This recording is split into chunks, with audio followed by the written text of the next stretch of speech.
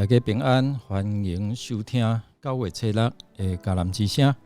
我是尤珀牧师，今天要跟大家分享的是跟随要付上什么代价。撒母耳记下15章17到20节。我们先来读今天 RPG 的金句。如果你们是因犯过错而忍受责打，那有什么光荣呢？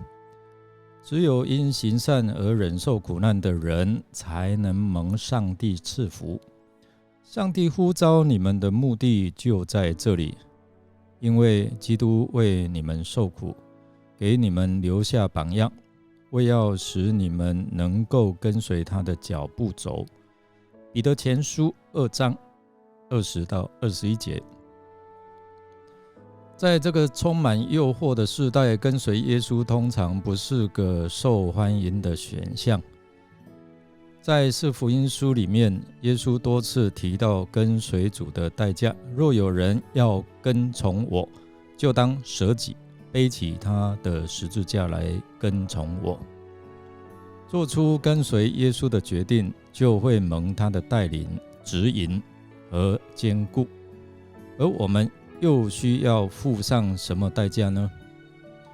大卫王带着众民离开耶路撒冷，这一路上当然奔波劳累啊。跟随他的人有基利提人、比利提人，以及从加特来跟随他的600人。这是大卫还没有称王时就跟着他四处逃难的子弟兵，情感非比寻常哦。那我们看大卫问加特人以太说：你为什么要跟我们一起逃难呢？回去留在新王那里吧，你是流亡到这里的外族人啊。你刚来不久，我怎么可以叫你跟我们一同四处漂流呢？我甚至不知道往何处去，你还是和你的弟兄回去吧。愿耶和华以慈爱和信实待你啊。可见大卫真是体恤下属，为人着想，不愿他们跟着自己颠沛流离、餐风露宿来生活。第一个，我们要来跟随我们的耶稣，需要有勇气。人心在乱世最容易显出真相。大卫在逃难的时候，一群臣仆一同逃难，尤其是以太。大卫劝他带弟兄回去，以太却答道：我凭着永活的耶和华和我主我王的性命起誓，不管我王去哪里，仆人都要誓死追随到底。我们看大卫，眼见他如此的赤诚忠义，便让以太继续同行。他对王说，他对神起誓，无论生死，他跟随到底。这些人对大卫的忠心是真的，他们不是只能够共富为安乐，不能共贫穷苦难的人。所以我们看见大卫平常对这些下属是有情有义，他们不忍心在大卫遭难的时候离弃他。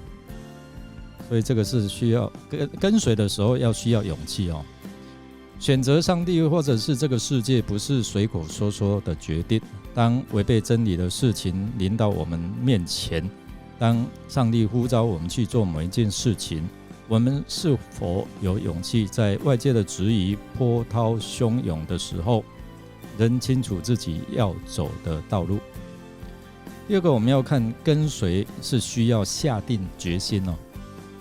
这么多跟随大卫的人，最令人受感动的，并且激励的是加特人以太，他是个外邦人、外国人哦。大卫劝他：你是外邦逃来的人，为什么要与我们同去呢？以太怎么表示？我指着永生的耶和华起誓，又敢在王面前起誓，无论生死，王在哪里，仆人也必在那里。这句话好像路德在和她婆婆拿俄米在人生最艰苦的时候，对拿俄米所说的话好像几乎一样哦。路德说：“不要劝我离开你，转去不跟随你。你往哪里去，我也往哪里去；你在哪里住，我也在那里住。你的百姓就是我的百姓，你的上帝就是我的上帝。你死在哪里，我也死在那里，葬在那里。只有死能使你我分离，不然呢，愿耶和华重重惩罚我。”路德和以太都是外邦人，但他们下定决心忠心跟随都得到上帝的赏赐。以太得到大卫的重用，路德成为大卫的曾祖母，名列在耶稣的家谱里。第三个就是跟随需要信心希伯来书11章第1节这样说：信就是所望之事的实底，是未见之事的确据。我们看以太跟随大卫，是在最困难的时刻需要极大的信心，活出盼望的人生。前途怎样不知道，没有看到。大卫说：“好了，继续向前走吧。”于是以太他的部队以及他们的眷属都怎样跟着上路。是生是死，是荣华是富贵，或者是贫穷都不知道，但他们存着信心来跟随大卫。我们跟随耶稣需要的也是这样的信心，信靠他会成就所应许的事。即使前方看似充满拦阻，基督徒的信心往往在颠沛流离的道路中成长。我们会被挑战，被试炼，最终会被淬炼出强大的信心，成为一个完全不一样的人，生命就自然成长到下一个季节。我们来默想加特人以太对大卫忠心跟随，不计代价，这对你的工作与侍奉的态度有什么提醒呢？那我们一起来祷告。亲爱的天父，我们感谢你为我们的罪的缘故，预备耶稣基督亲自的拯救，替我们献上生命让我们以信心和勇气决定跟随。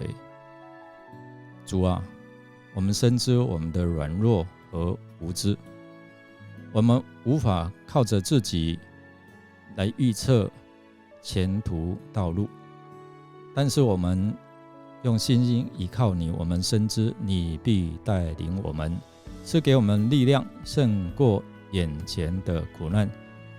即使是要跟随，需要付上代价，我们愿意跟随你，继续进入到你为我们预备的恩典去处。谢谢耶稣成为我们生命的道路，谢谢耶稣在我们彷徨无助的时候，你就是我们的路指引者。谢谢主预备丰盛的恩典等着我们，让我们用信心来进入到你的同在。我们这样祷告是奉靠主耶稣基督的圣名求，阿们。感谢您的收听，如果您喜欢我们的节目，欢迎与人分享。我是尤伯牧师，祝福您存着信心和勇气，愿意跟随主进入到他丰盛的恩典当中。我们明天再见哦。